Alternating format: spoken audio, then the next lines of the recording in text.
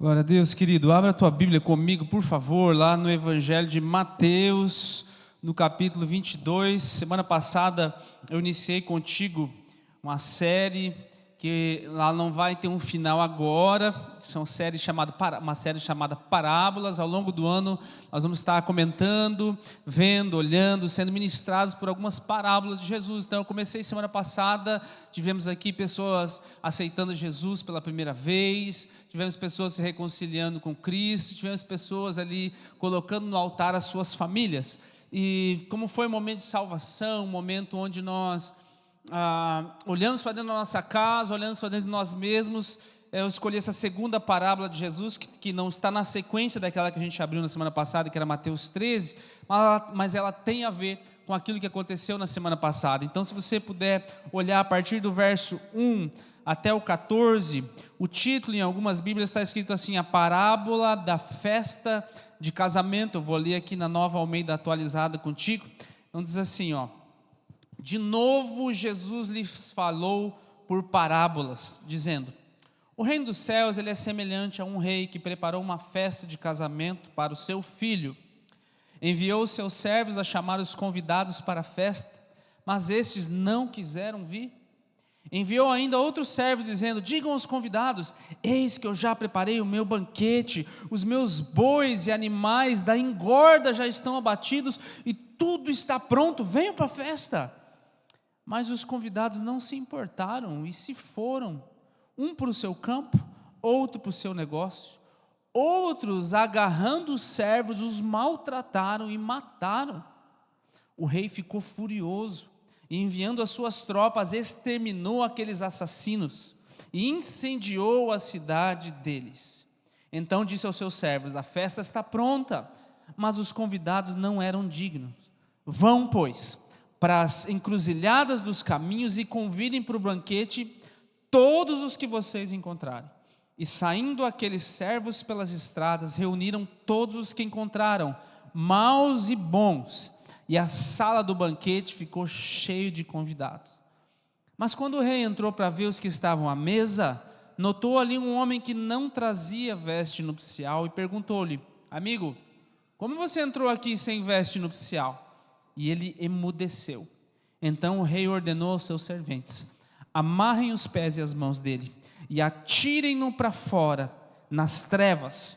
Ali haverá choro e ranger de dentes, porque muitos são chamados, mas poucos são os escolhidos. Amém? Eu não sei se você já tinha olhado para essa parábola assim com tanto critério, né, com tanto fervor, mas tem muitos personagens. Tem um rei, tem um filho, tem convidados mal-humorados aqui, né?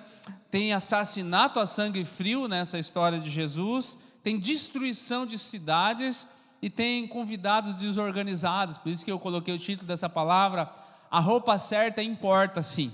Nós estamos vivendo em um tempo, né, de várias maneiras. As culturas elas mudam, a gente sabe, por isso que tem um contexto cultural aqui para você entender um pouquinho essa palavra. Eu já vou explicar para você do porquê que às vezes, poxa, o rei chegou lá, viu um cara que não estava bem vestido e não só mandou ele fora da festa, ele jogou ele num lugar terrível, né? Choro e ranger de dentes, não é um lugar muito legal para se estar. Tem destruição de cidades aqui, tem muitas coisas, mas o mais surpreendente é no final da história, né? Todos se reúnem. Ele queria tanto fazer uma festa, e depois de muitas rejeições ele faz a festa, e no final ele se concentra naquele cara que não está vestido adequadamente para a festa, e termina assim, ao invés de terminar na festa, né, muitos são chamados, mas poucos os escolhidos. Jesus está querendo que a gente veja algo maior aqui. Lembra que eu falei semana passada, as parábolas, elas na sua maioria, elas são feitas para ilustrar com histórias do cotidiano verdades profundas. E se você percebeu, Jesus começa dizendo assim, o reino dos céus é como? Então essa parábola, essa história, ela é a respeito do reino dos céus. Jesus está fazendo um resumo da história, como é que funciona a salvação, como é que funciona esse negócio de condenação. E ele conta uma história, e ele faz uma analogia, e eu preciso que você preste bastante atenção, que a gente vai abrir alguns contextos culturais aqui no meio, e tem verdades profundas, e eu espero que fique claro para você, querido, que você saia daqui hoje a respeito de como é que funciona. Será que qualquer um entra nesse lugar? O que é esse negócio de veste da salvação? Será que só confessar Jesus e amarrar e colocar alguns adesivos no carro já é suficiente para você, estou garantido, está tudo sossegado. Essa parábola, em Mateus 22, é uma sucessão de parábolas ou histórias, ou melhor, de repreensões, que Jesus começa a fazer diretamente para os fariseus no capítulo 21.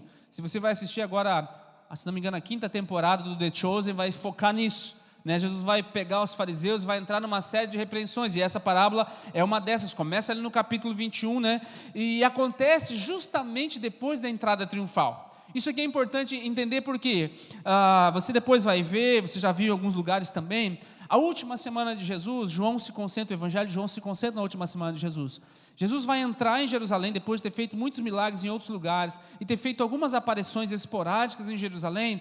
Agora ele vem para ficar a sua última semana ali, até a crucificação. Nós vamos entrar na série da Páscoa daqui a 2 semanas, e a gente vai abordar detalhadamente isso daí. Quando ele entra, faz a entrada triunfal, o povo vai lá, joga ramos de oliveiras para eles, Hosana, filho de Davi, aquele que vem em nome do Senhor, e Jesus entra de uma maneira extremamente celebrativa dentro daquela cidade, e nós poderíamos dizer assim, nossa, esse povo recebeu Jesus, entendeu Jesus, está aí, está tudo certo. E durante essa semana Jesus ele já entra, já vai expulsar lá o pessoal do templo, os cambistas, ele vai fazer lá, como diz a turma por aqui, um saragaço em determinadas situações, e no meio disso tudo ele vem com algumas repreensões, e essa aqui está dentro delas.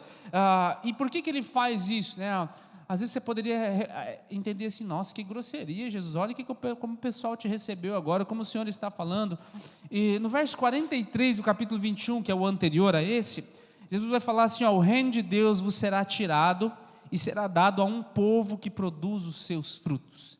E depois de ele falar isso, que ele vem com essa parábola. Ele está repreendendo eles de diversas maneiras, e ele fala assim, o reino de Deus vai ser tirado de vocês, e vai ser dado a um povo que produza frutos. E daí ele vem contar essa parábola. Você tem que entender o que ele está explicando aqui a respeito. E ele vai falar aqui que a salvação é comparada a uma festa de casamento. Evidentemente que não é um casamento do jeito que a gente conhece hoje. O convite é amplo, o convite é generoso, todo mundo está convidado. Mas tem muitos que não aceitaram. Os que rejeitaram, perseguiram e mataram os servos daquele que convidou. Você percebe a analogia que Jesus está falando? Ele está se dirigindo aos fariseus, ele está falando assim, olha, lá no Antigo Testamento, houveram servos, houveram profetas que convidaram vocês para entrar nesse reino, mas vocês não apenas não aceitaram o convite, vocês mataram esses servos, esses profetas. Então, o rei envia o seu servo para convidar agora quem? Qualquer um. Por isso que a gente vai entender agora no Novo Testamento, os gentios, todo mundo que não era judeu vai ser convidado a esse processo. E os novos convidados, no segundo verso 10 que a gente leu, é estranho, gente, porque ele fala assim, bons e maus. Como assim? Os maus também entram nesse processo? Calma que a situação dos maus, eles vão ser convidados também, mas ela é resolvida aqui no restante aqui da parábola. E o rei, a gente entende que representa Deus. O filho, evidentemente, representa Jesus. Quem são os servos dessa parábola aqui? Os profetas, e aqui nesse caso especificamente, os discípulos de Jesus. E as bodas, as festas, ela simbolizavam a grande festa que os judeus esperam, alguns ainda até hoje, celebrar junto com o Messias, participar junto do Messias. Mas houve destruição de uma cidade nessa parábola aqui, houve fogo. Alguns estudiosos dizem que isso aqui era uma profecia de Jesus também a respeito de Jerusalém. Menos de 30 anos, ou 30, 40 anos depois do que Jesus fala, Jerusalém é invadida definitivamente, pelos romanos e destruída completamente a fogo, e o templo é completamente destruído e não foi reconstruído mais até hoje. Lá vocês conhecem qual que é a história desse processo. Alguns entendem que quando fala de destruição dessa cidade, fala também a respeito de Jerusalém. Enfim, mas o que eu e você precisamos entender? Os costumes de casamento do Oriente Médio são diferentes dos nossos e mudaram drasticamente aqui para o nosso contexto hoje. Nesse contexto aqui, quando uma pessoa é convidada para o casamento, não pode rejeitar. E o casamento não dura um dia só aqui, geralmente dura 7 dias. Então é uma festa que, ainda que você fale assim, eu tenho um compromisso marcado para esse dia,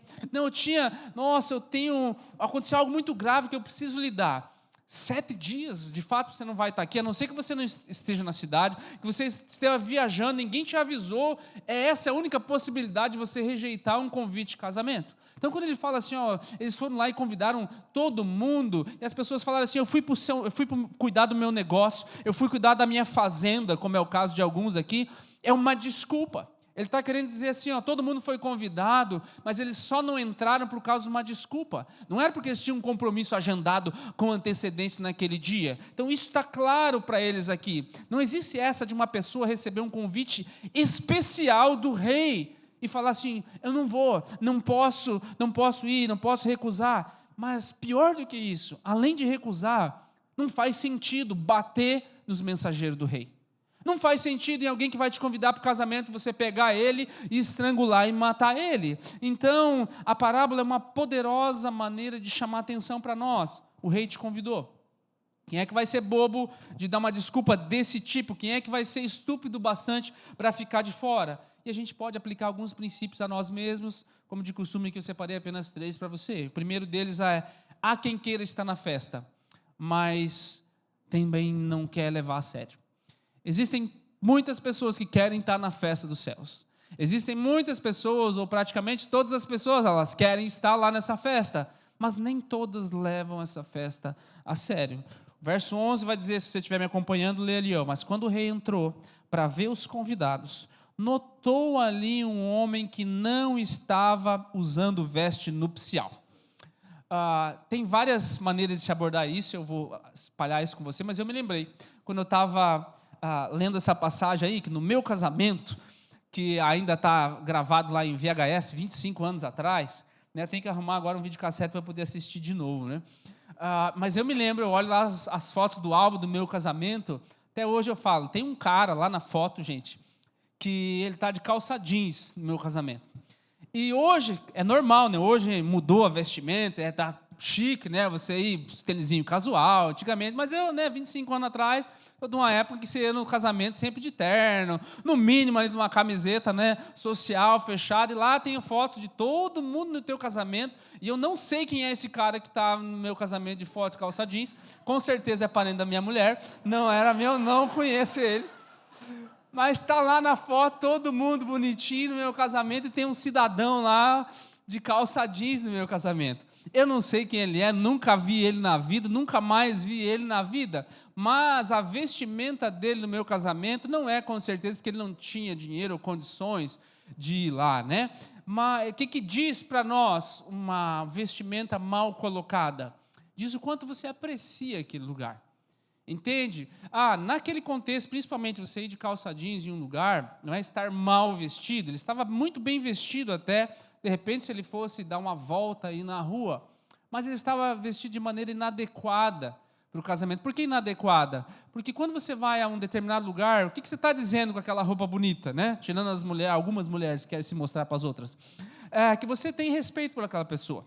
Você vai se arrumar para aquela pessoa. É uma festa diferente, é uma ocasião diferente, então exige um perfume diferente, exige uma roupa diferente. Alguns vão até gastar um pouquinho mais para poder estar mais apresentável naquele dia. Não é só para mostrar para os outros. Por que é? Em honra a quem te convidou. Você está comigo até aqui, querido? É isso que está demonstrando basicamente esse processo. Há quem queira estar na festa, todo mundo quer ir para o céu, todo mundo quer estar na festa do céu, mas nem todo mundo leva essa festa a sério. Nem todo mundo entende o que tem que ser feito, né? Esse homem especificamente não levou a festa a sério. E o que é mais chocante aqui é que dentro do costume da época para o casamento, principalmente se o casamento é de alguém da nobreza, você ganha a veste que você vai para o casamento. Nesse costume aqui, você não só, não tenho roupa para ir, não tem desculpa. Você vai lá, principalmente se é o rei, ele vai te dar uma veste para você ir no casamento. Então, era costume dessa época aqui, o dono da festa entregar uma roupa para os convidados. E o convidado sem o traje, aqui o que está representando? Um falso discípulo. Aquele que quer estar junto e quer estar no meio, sabe onde a coisa está acontecendo, mas ele não quer se adequar àquele ambiente. E essa falta de adequação, ou melhor, a recusa em se adequar, ela revela uma desonra diante do rei.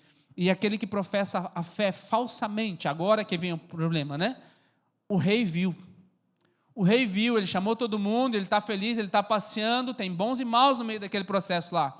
Mas em algum momento, querido, está na festa, a festa está rolando, eles estão usufruindo, eles estão lá curtindo, estão achando legal, estão fazendo selfie, olha, estão fazendo postagem na internet, Jesus é bom, isso e aquilo, e está tão legal esse ambiente, mas em algum momento, o que Jesus está querendo dizer? Esse é o reino dos céus. Os maus e os bons vão ser convidados, eles estão tudo no mesmo lugar, mas em algum momento o rei vai dar uma passeadinha lá, e quando o rei passar e botar os olhos, ei, a falsa fé vai ser desmascarada em algum momento.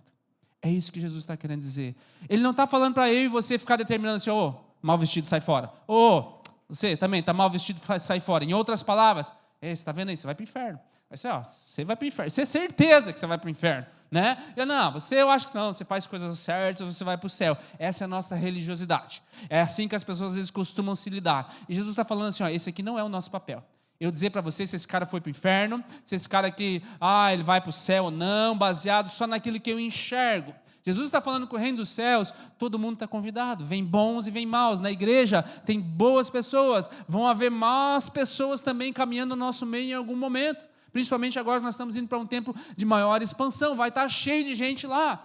Não vai caber a mim, o pastor, dizer assim, não, você ceia, você não ceia, você pode, você não pode. O meu papel é semear a palavra, é pregar o evangelho de Cristo para você. E aí Jesus está falando assim, o reino dos céus é assim, vai estar cheio de gente, mas cuidado, porque você pode estar sentado em um ambiente como esse, ou outros ambientes como esse, e em algum momento, se as tuas vestes não estiverem de acordo, querido, não sou eu que vou apontar o dedo para você, é o próprio rei.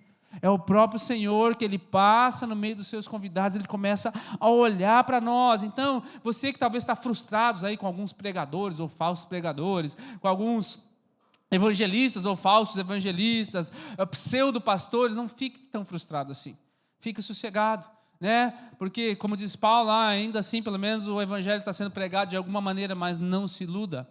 Todas essas pessoas que iludem pessoas, que tiram dinheiro das pessoas, que manipulam a fé das pessoas, que fazem aí seus pseudo-milagres ou coisas assim, fica tranquilo, querido, não cabe a mim você ficar dizendo assim, esse aqui, esse, aquele outro. Saiba que em algum momento o rei vem e ele desmascara. Não é à toa que aquele versículo está lá no final da Bíblia, né? Com muitos chegarão lá no final daquele grande dia e dirão assim, Senhor, nós expulsamos demônio no Teu nome, curamos enfermos em Teu nome. Qual é a resposta de Jesus? Apartai-vos de mim, malditos, eu nem conheço vocês. Esse é o reino dos céus, querido. A nossa frustração como crentes hoje, eu sei que é difícil, você vê cada coisa, né? Mas não é ficar olhando para essas pessoas. Então não se atenha aos erros do homem, às quedas do homem, aos líderes que talvez estão arrebanhando multidões lá com as suas palestras ao invés de pregações, enfim, não abala o teu coração com isso. No começo da minha caminhada, principalmente como pastor, 13, 14 anos atrás, quase, eu ficava muito frustrado com essas coisas. Eu olhava e falei, nossa, mas como é que pode? Está aqui claramente, não está pregando a verdade, está enganando as pessoas, como é que pode? Está cheio de gente ali e tal. E eu ficava frustrado, aquilo roubava a minha paz em determinada situação. Hoje não mais, hoje eu entendo, olhando para a palavra, não cabe a mim ficar apontando dedos, cabe a mim sim, como um mestre, como um líder, apontar erros doutrinários e teológicos, mas não cabe a mim ficar colocando gente no inferno, você entende?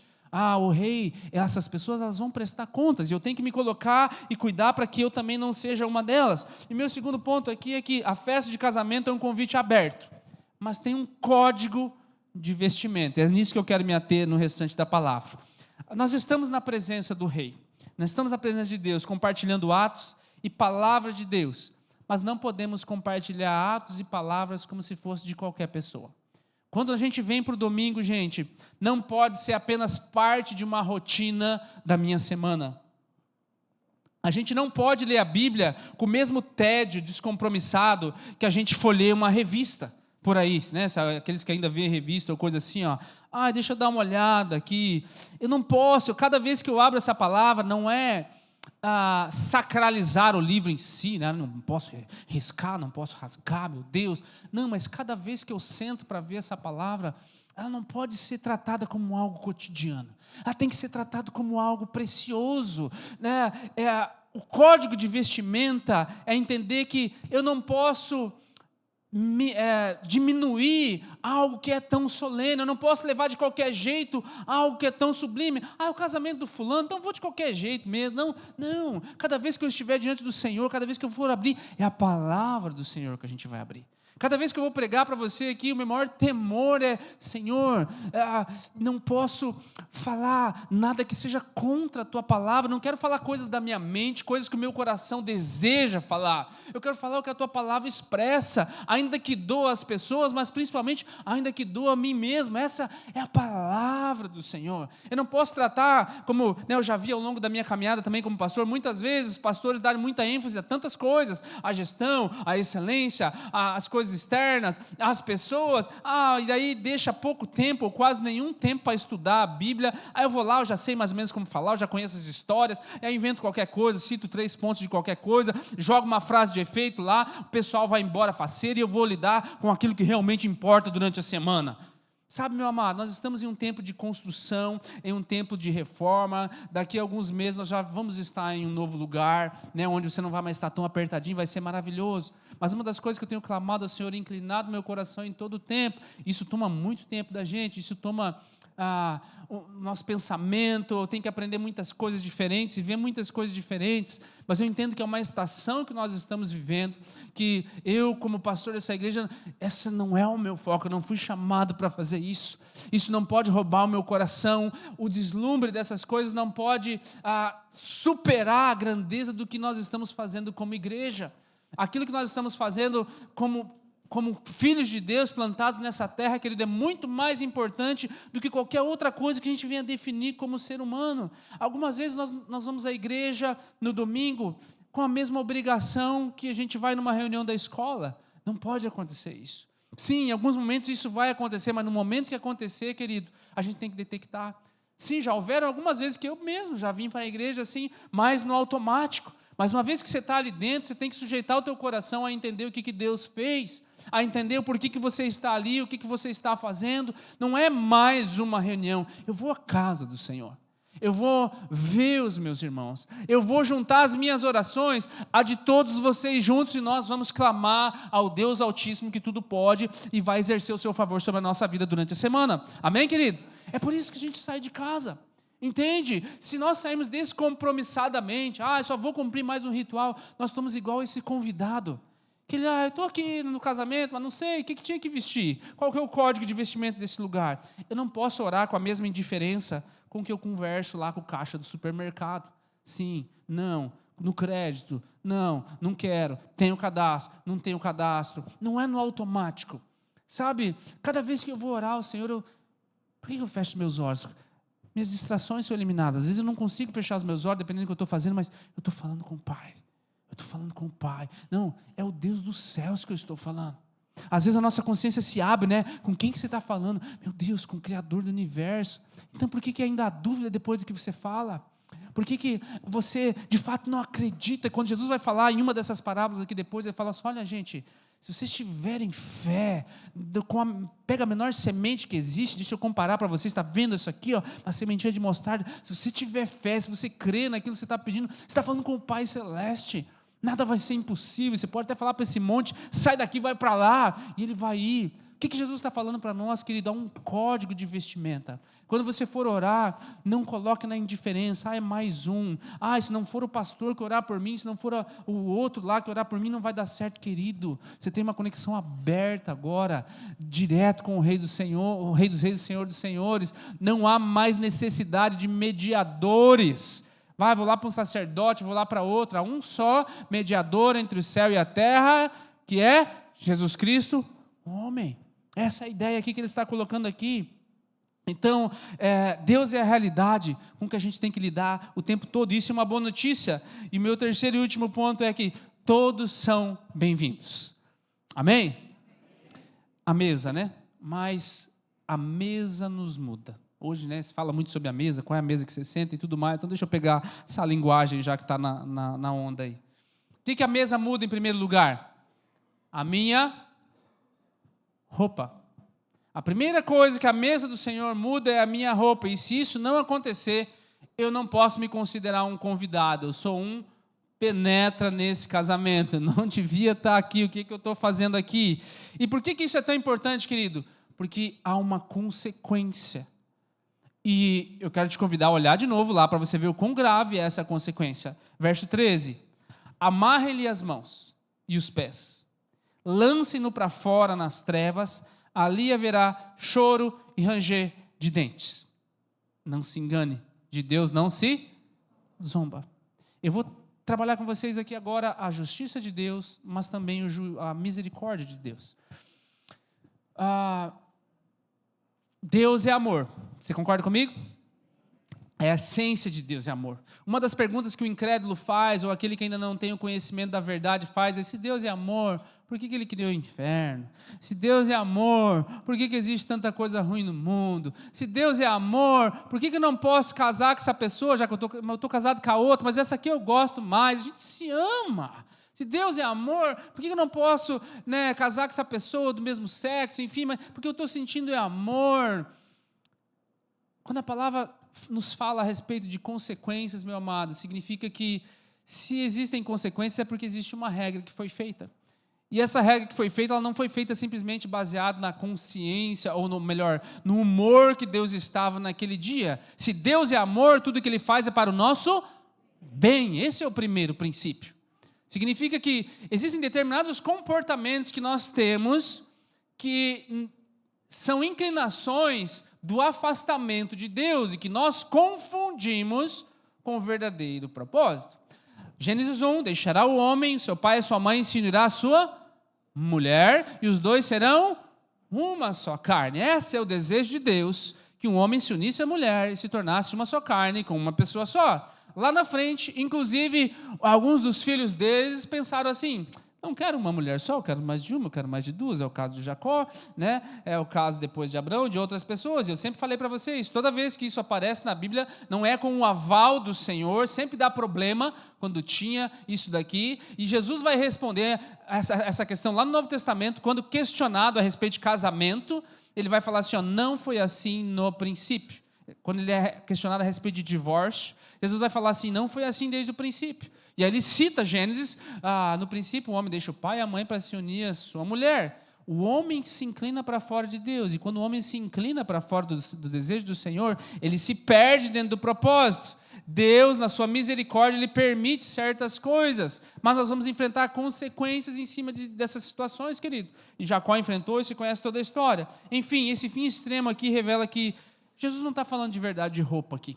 Não é vestimenta física, mas Ele está falando de salvação e de condenação. E o que difere a salvação da condenação é a roupa apropriada, que é onde eu quero me concentrar nessa parte final aqui. Verso 14, é o último verso ali. Muitos são chamados, mas poucos são justiça e misericórdia. Somos rápidos em clamar por justiça quando a gente é ofendido, né? De ver quem está aqui para me defender, quem que está lá para tirar esse cara desse cargo, quem que está lá para fazer isso e aquilo. Mas quando a gente erra, o que a gente quer é o quê? Misericórdia. E Deus deu um jeito de fazer isso tudo aqui para nós. Deixa eu ler rapidamente para você aqui, Romanos capítulo 3, verso 21, que vai falar justamente sobre isso. Me permita, Mas agora, sem lei, a justiça de Deus se manifestou, sendo testemunhada pela lei, com L maiúsculo, e pelos profetas, ou seja, todo o Antigo Testamento. É a justiça de Deus mediante a fé em Jesus Cristo, guarde isso aqui que a gente vai finalizar, para todos e sobre todos os que... Existe uma oferta, existe uma consequência, porque não há distinção, pois todos pecaram e carecem da glória de Deus, sendo justificados, ou seja, apagados aqueles pecados, como? Gratuitamente, por sua graça, mediante a redenção. Redenção tem a ver com o passado, em Cristo Jesus, a quem Deus apresentou como propiciação, a palavra difícil, deixa eu melhorar para você, substituição, no seu sangue, mediante a fé. De novo, Deus fez isso para quê? Para manifestar a sua... Lembra o assunto? Justiça e misericórdia. Por ter Ele, na sua tolerância, deixado impunes os pecados anteriormente cometidos. Você percebe por que existem tantas coisas ruins no mundo? Porque o homem se afastou de Deus, e ele faz aquilo que está no seu coração. Por que Deus não resolve tudo? Calma. Calma, que nós estamos debaixo de um período de tolerância de Deus. Lembra o que a parábola está querendo dizer? Entre os maus e os bons. Vai chegar um momento, meu amado, vai chegar um momento que as coisas serão colocadas nos seus devidos lugares. Mas Deus, na sua tolerância, Ele deixou impunes os pecados anteriormente cometidos, tendo em vista a manifestação da sua justiça no tempo presente, a fim de que o próprio Deus seja justo e o justificador daquele que tem fé em Jesus. Como assim justo e justificador? Deixa eu contar uma historinha rapidinho para você. É como se fosse um julgamento. Está lá um criminoso que os fatos o condenam, não tem como ele escapar. Ele cometeu algo errado e não tem como ele escapar. E ele chega no julgamento, quem é o juiz? O amigo de infância dele, parceirão de infância dele, mas está tudo contra ele, os fatos estão ali, não há provas para tirar ele dali, e aquele criminoso pensa assim, não, vou me safar, né? Meu amigo, meu parceiro de infância vai me tirar, e para surpresa dele, aquele amigo olha e condena ele, ele fica indignado, poxa, esse meu amigo, que amigo é esse? Que Deus é esse que me condena? Que amigo é esse? Mas para surpresa dele, passam-se ali algumas semanas, o pessoal vem lá e fala assim, você está livre agora. Como livre? Alguém pagou a sua fiança, mas como? Era muito dinheiro que tinha, e aí, enfim, alguém pagou, e quando ele sai da prisão, quem é que está lá? Aquele amigo dele. Ele não deixou de ser um justo juiz, mas ao mesmo tempo ele não deixou de exercer misericórdia. É isso que Deus faz por nós nessa parábola aqui, querido. Ele não pode deixar de condenar o nosso pecado, o nosso erro, senão ele não seria amor. É isso que as pessoas lá fora elas não entendem. Uma das melhores demonstrações, ou maiores demonstrações de amor é quando você corrige um filho para que ele não faça aquilo de novo. Onde você corrige erros menores para que ele não se mate depois. Quando Deus exerce juízo, é junto com amor e misericórdia. Quando Ele não permite que você seja entregue aos desejos profanos do teu coração, do meu coração, é porque Ele me ama demais. Quando Ele coloca certas coisas na palavra dEle, dizendo, Senhor, não faça isso, não faça aquilo, não é porque Ele não quer que você tenha prazer, desfrute das coisas da vida, é porque Ele te ama e sabe que certas coisas vão te levar para aquele lugar de ranger de dentes e não para perto da presença dEle. Quantos estão entendendo? Sabe, Deus foi justo em não deixar de condenar o pecado, mas Ele foi muito misericordioso, porque Ele colocou essa condição, sabe em quem? Em Cristo. E a roupa da salvação? A roupa da salvação não fui eu que comprei, é Ele que me deu. Nós vivemos em uma cultura de desempenho, né? Você tem que trabalhar para ter, você tem que garantir o teu lugar no céu. Pois é, o Evangelho é tudo ao contrário desse negócio aqui. Quando a gente fala de salvação, boas ações são como roupas inapropriadas. Você conhece o verso, né, de Isaías, os nossos atos de justiça são como trapos de imundícia perante o Senhor, ou literalmente no hebraico, os panos que as mulheres usavam para conter sua menstruação. Esse era o termo hebraico, que compara os nossos atos de justiça. Quando a gente fala em roupa de salvação, qualquer coisa que a gente faça ainda é veste inapropriada. Deixa eu ler um outro verso de Isaías aqui, verso 10 do capítulo 61. Regozije-se a minha alma em meu Deus, pois, eu sublinhei isso aqui, Ele me vestiu com vestes do quê? Da salvação, e sobre mim pôs o manto da justiça. É Ele que me veste. Você lembra da queda em Gênesis 3? Quem é que veste Adão e Eva, que estava lá com as folhinhas de figueira, que não ia cobrir ninguém? Deus. Deus é o primeiro a se levantar para cobrir a tua vergonha. Deus é o primeiro a se levantar para cobrir a minha vergonha. Deus providencia a roupa, querido. Deus cobriu o pecado de Adão e Eva com o sacrifício de um animal inocente. Jesus foi sacrificado por nós, para que por meio dele, eu e você também fôssemos cobertos. E deixa eu perguntar outra coisa aqui. Qual é uma das primeiras coisas que o pai do filho pródigo faz quando ele volta para casa? Você lembra? Também é outra parábola. Deixa eu mostrar para você. Lucas capítulo 15, verso 22. O pai disse aos seus servos, depressa, tragam a melhor roupa e vistam nele, coloquem ele um anel em seu dedo e calçado em seus pés. Qual é a primeira coisa que o pai faz para um filho arrependido? Veste ele com a melhor roupa e coloca nele um anel, que significa o quê? Herança. Você ainda é meu filho, eu ainda não te excluí dessas coisas. Você entende quando Deus é amoroso, meu amado? Você entende isso? Portanto, quando você olhar para a parte do ranger de dentes, que é o que às vezes muitas pessoas se concentram, isso aqui não é para você. Isso aqui não foi feito para você. Você não tem que vir a Jesus nunca por medo de ir para o inferno.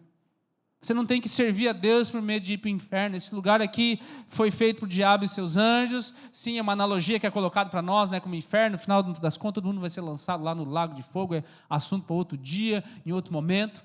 Mas a ideia aqui é que esse lugar não é para nós. Esse lugar também expressa a justiça de Deus. O que eu quero me concentrar aqui para eu terminar a palavra e fazer minha conclusão? Jesus morreu dando perdão para quantos pecadores? Todos. Quem são os convidados? Somos nós. E nós somos convidados mesmo sendo indignos. Então, todos serão absolvidos? Não. Somente aqueles que creram no que Ele fez. Eu preciso que você entenda que esse convite é gratuito, mas a veste é essencial. No reino de Deus, qual é a veste? É a justiça de Cristo. Não basta estar na festa, eu tenho que estar vestido por ela. Por isso, cada vez que você sair da tua casa para vir para a igreja, saiba, isso faz parte da veste. Cada vez que você estiver na tua casa e abrir essa palavra, querido, não folheie ela de qualquer jeito. É a palavra de Deus que é ensinada a você. Cada vez que você for conversar com alguém a respeito do reino de Deus, não leve isso, será que ele vai gostar? Será que eu vou ser rejeitado por causa disso? Entenda que é um privilégio, que a Bíblia diz que até os anjos gostariam de fazer isso, mas não podem. E esse privilégio foi dado a nós. Tudo que nós fazemos aqui, quando nós cantamos, é para o Rei dos Reis, o Senhor dos Senhores. Quando nós ouvimos a palavra, é a palavra do Senhor. A salvação é a veste exclusiva que o Pai providenciou para nós. E a graça vai cobrir aquilo que a religião não consegue cobrir em momento nenhum. E a minha última pergunta é: você tem a roupa apropriada para a festa? Sim ou não, querido? Você tem a roupa apropriada para a festa? Se você entende que é a justiça de Cristo, que Ele providenciou a roupa para você, nunca mais duvide em momento nenhum que você foi chamado. E uma vez que você estiver debaixo desse temor, meu querido, olha o que está reservado para você, meu último verso, Apocalipse 19:8, o pessoal do louvor pode subir. Regozijemo-nos, ou alegremo-nos, vamos nos alegrar e dar-lhe glória, pois chegou a hora do casamento do Cordeiro, e a sua noiva já se aprontou. Olha aqui o detalhe: foi-lhe dado para vestir-se um dos tecidos mais nobres que eles tinham, linho fino, brilhante e puro. Deixa eu ficar com isso aqui. Se coloque de pé, por favor. Não é à toa que Jesus escolhe essa analogia de nós somos a noiva do Cordeiro. Eu sei, querido, sei que é homem, é mais difícil a gente se colocar nesse contexto, principalmente nos dias de hoje. Mas isso não diminui em nada, a tua masculinidade, quando você entende de verdade o que é ser uma noiva adornada. Todos nós fomos convidados para essa festa extraordinária, querido. E a nossa vida aqui nessa terra deve ser um reflexo da grande festa que vai ser lá no céu. Todo louvor que a gente faz aqui é um grande ensaio para aquele grande dia. A Bíblia diz lá em Apocalipse, é uma multidão incontáveis. Vozes, pessoas de toda tribo, língua e nação cantando juntos. Você já imaginou? Eu acho tão lindo quando essa igreja aqui canta, Eu, quando eu vou, agora estive no fórum de pastores lá em Matelândia, todas as nossas igrejas lá, Uma das coisas que eu mais me gabo, de tantas outras qualidades assim que a gente tem, eu falo assim: nossa igreja ela canta, ela não canta só da boca para fora, não é uma igreja que canta só com a voz bonita, é uma igreja que canta. Eu falo, eles não batem muito palma lá na nossa igreja, porque eles estão mais ocupados levantando as mãos, derramando o coração, do que batendo palma. Eu não me importo com isso, Algumas canções vão pedir as nossas palmas, as nossas expressões. Desde que você expresse, continue expressando o teu coração. Tudo isso é um grande ensaio, querido, para aquele tempo. Cada vez que você sair da tua casa, cada semana, entenda, é um grande ensaio para aquela grande reunião. Quando nós olhamos para isso, nos foi dada a veste de linho fino, brilhante e puro. É assim que eu saio daqui toda semana. Eu posso não estar com a roupa, das Louis Vuitton, sei lá o que tem uns que andam por aí assim, Não posso não estar com esse negócio aí, mas eu saio daqui, veste, linho, puro, fino, brilhante. Nós estamos aqui cuidando de uma parte da noiva de Cristo que se reúne aqui na Costa Esmeralda, e nós estamos tentando adorná-la, não com o nosso mérito, com as nossas regras, os nossos dogmas, mas entendendo que a gente foi convidado para uma festa e estamos esperando a manifestação do noivo. Enquanto ele não vem, enquanto ele não se manifesta publicamente para os outros, ele já se manifestou no nosso coração. Por isso, eu não sei o que você está passando nessa semana, não sei qual foi o teu foco nessa semana, depois da parábola da semana passada, mas eu quero dizer para você assim que às vezes você não vai ter respostas específicas, como eu creio que é o caso da palavra de hoje. Eu não vim hoje para te dar uma resposta específica para uma oração específica, mas eu vim aqui para te lembrar que vão haver dias que nós não vamos ter respostas específicas para a nossa oração, seja financeira, familiar, mas toda vez que você abrir essa palavra aqui e ver algo como o que você viu hoje, ei, olha o que eu fiz por você, a salvação é dada a você. Eu vou falar sobre isso de novo lá no encerramento da nossa série de Páscoa, mas é algo que nós precisamos lembrar, que uma veste nos foi dada, e nós olhamos para a grande promessa de que Ele vai vir, e Ele diz assim, num piscar de olhar, piscar assim, piscou, Ele veio, e quem estiver pronto, quem estiver com as vestes do Cordeiro, com as lamparinas acesas, são outras parábolas que Jesus vai fazer analogia, ei, é semana após semana, olha para o alto. Hoje é um domingo para você vir e olhar para o grande dom da salvação, para você sair desse lugar aqui, não interessa qual a roupinha bonita que você escolheu hoje para vir na casa do Pai, você sair daqui assim, se sentindo num casamento real, não é dos filhos do pessoal lá do Windsor, mas é do Rei dos Reis, do Senhor dos Senhores, do Criador do Universo. Foi Ele que me deu. Vamos agradecer ao Senhor. Feche seus olhos. Pai, ninguém de nós aqui quer ficar de fora dessa festa, Pai. Os portões estão abertos e nós queremos pegar essa veste de justiça, Senhor, que nos foi dada, e colocá-la, que é o sangue de Jesus.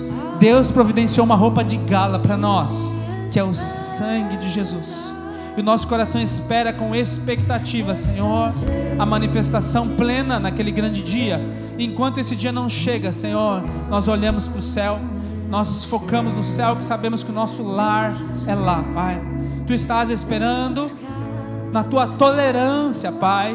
Pedimos que o Senhor exerça misericórdia sobre a nossa vida, dos nossos erros, Pai, das nossas falhas, que a Sua misericórdia nos alcance em todo o tempo, Pai, mas também precisamos experimentar a Tua justiça, Senhor. Por isso, Senhor, que ela seja plena na nossa família, que ela seja plena na nossa casa, Senhor, que tudo aquilo que nós vivermos, tudo aquilo que nós plantarmos, Senhor, seja com foco nos céus.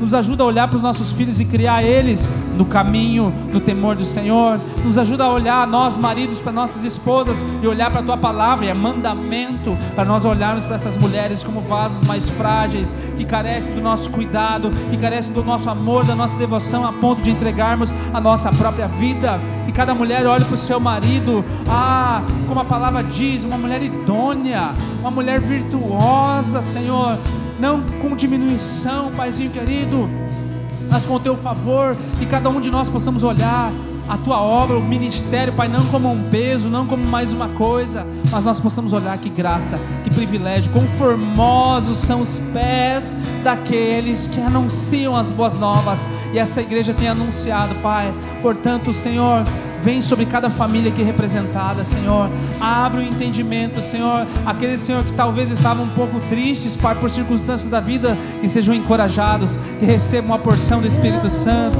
que sejam cheios, ó Pai, cheios do Teu Espírito Santo, em nome de Jesus, Senhor.